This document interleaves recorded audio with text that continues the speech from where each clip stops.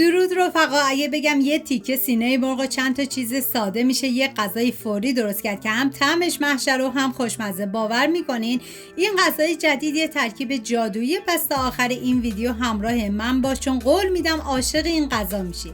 5 عدد سیب زمینی رو طبق تصویر برش بزنید و بعد از اون بریزید داخل قابلمه و مقداری آب بهش اضافه کنید و نمک بریزید و بذارید تا سیب زمینی بپزه ولی به هیچ عنوان له نشه. و ما نیاز به تخم مرغ داریم که من 3 عدد تخم مرغ رو داخل یه ظرف میشکنم و بعد از اون تخم مرغ رو هم میزنم تا کاملا از لختگی در بیاد و بهتون پیشنهاد میکنم که دست به کار بشین و این غذای خوشمزه رو درست کنید، چون مطمئنم کوچیک و بزرگ عاشقش میشن. و ما نیاز به 100 میلی لیتر شیر داریم که معادل 1 فنجون میشه و به تخم مرغ اضافه میکنم و هم میزنم تا کاملا با هم دیگه مخلوط و یک دست بشن. و حالا این مواد آماده کردیم میذاریم کنار. ما نیاز به پیاز داریم که اگر برای این غذا از پیاز بنفش استفاده بکنید خیلی بهتره. پیاز رو به صورت نگینی کاملا ریز میکنم و ما نیاز به فلفل دلمه‌ای داریم که من از فلفل دلمه‌ای قرمز استفاده کردم و به صورت نگینی ریز میکنم. و 2 عدد گوجه فرنگی رو به صورت نگینی کاملا ریز میکنم.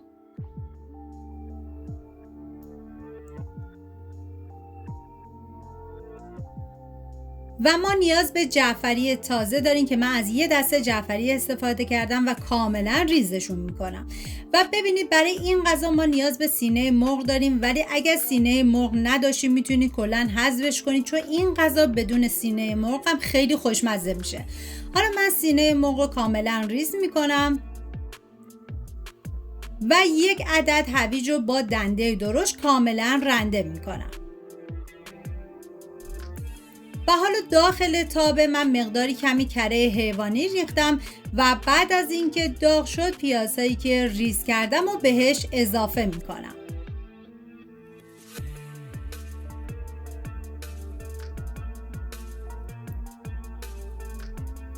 و هم میزنم و میذارم تا پیاز کمی نرم و شیشه‌ای بشه. واقعا یه ترکیب جادویی و فوق‌العاده خوشمزه. و بعد از اون سینه مرغ رو بهش اضافه میکنم و هم میزنم و زمان میدم تا سینه مرغ کمی بپزه و بعد از اون سرخ بشه.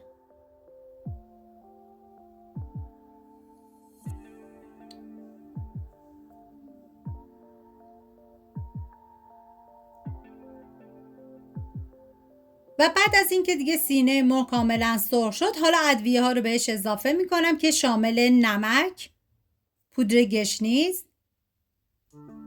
پودر خشک گوجه فرنگی و فلفل سیاه. هم میزنم و میذارم ادویه ها تف بخورن و عطر ادویه ها آزاد بشه.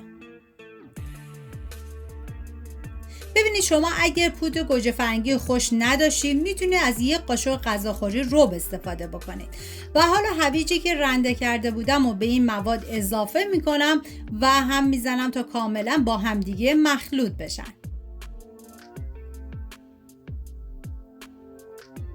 بعد سر تابه رو میذارم به مدت چند دقیقه تا هویج کمی نرم بشه و بعد از اون سرخ بشه. حالا فلفل دلمه‌ای که ریز کرده بودم و بهش اضافه میکنم و نکته مهم این که ببینید حتما باید زیر حرارتتون کم باشه، به هیچ عنوان زیاد نباشه.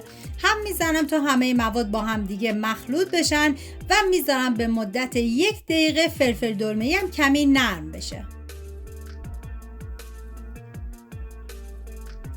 و حالا گوجه فرنگی که ریز کرده بودیم و به این مواد اضافه میکنم.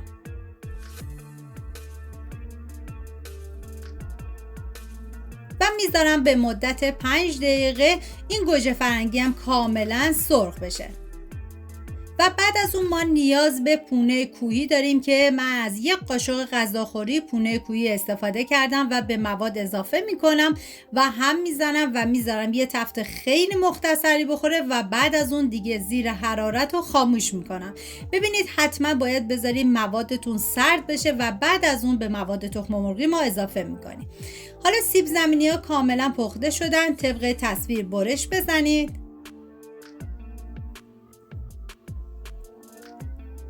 و بعد از اون سیب زمینی رو به مواد تخم مرغی اضافه میکنم.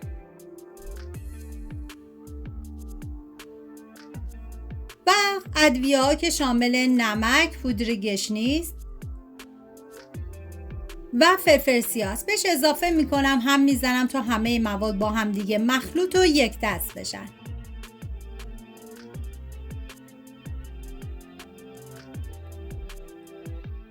و حالا موادی که سرخ کردیم و گذاشتیم کاملا خنک شد به مواد تخم مرغی اضافه میکنم.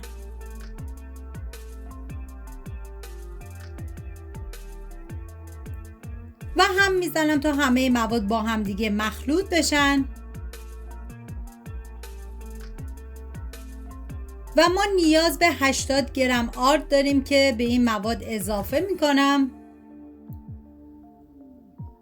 و هم میزنم تا کاملا با هم دیگه مخلوط بشن.